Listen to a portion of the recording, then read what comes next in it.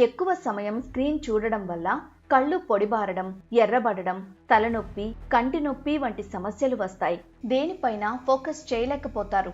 దీన్నే computer vision syndrome, CVS లేదా digital eye strain అంటారు. ఈ సమస్య ఉంటే కళ్లతో పాటు మెడ, వెన్ను నొప్పి వంటి సమస్యలు కూడా వచ్చే అవకాశం ఉంది.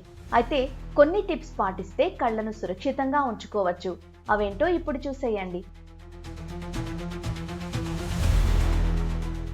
డిజిటల్ ఐ స్ట్రెయిన్ ఉన్నవారు వీలైనంత వరకు చిన్న స్క్రీన్లకు దూరంగా ఉండాలి. మొబైల్, ట్యాబ్ల కంటే టీవీ వంటి పెద్ద స్క్రీన్లపై కంటెంట్ చూడడం మంచిది.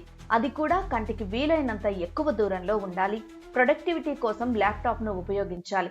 తప్పనిసరి పరిస్థితుల్లో మొబైల్ను చివరి ఆప్షన్గా ఎంచుకోవడం బెటర్. మొబైల్, ల్యాప్టాప్లు వాడుతున్నప్పుడు స్క్రీన్ బ్రైట్నెస్ కళ్లకు ఇబ్బంది కలగకుండా సెట్ చేసుకోవాలి.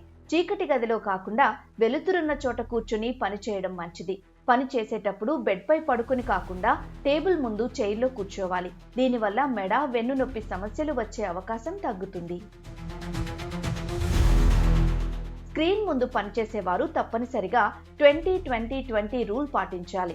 అంటే ప్రతి 20 నిమిషాలకు ఒకసారి 20 ఫీట్ల దూరంలో ఉన్న వస్తువును కనీసం 20 సెకండ్ల పాటు చూడాలి.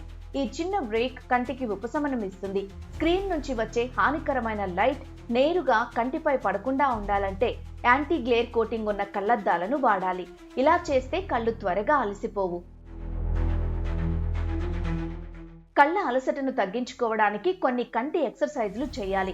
అరచేతులతో కళ్లను కప్పుకోవడం, ముందుగా దగ్గరి వస్తువులపై ఫోకస్ చేసి తర్వాత దూరం ఉన్న వస్తువులపై ఫోకస్ మార్చడం వంటివి చేయాలి. కళ్ళు డ్రైగా అనిపిస్తే డాక్టర్ సలహాతో ఐ డ్రాప్స్ వాడాలి. సమస్య మరీ ఎక్కువగా ఉంటే వెంటనే ఐ స్పెషలిస్ట్ ను సంప్రదించడం మంచిది.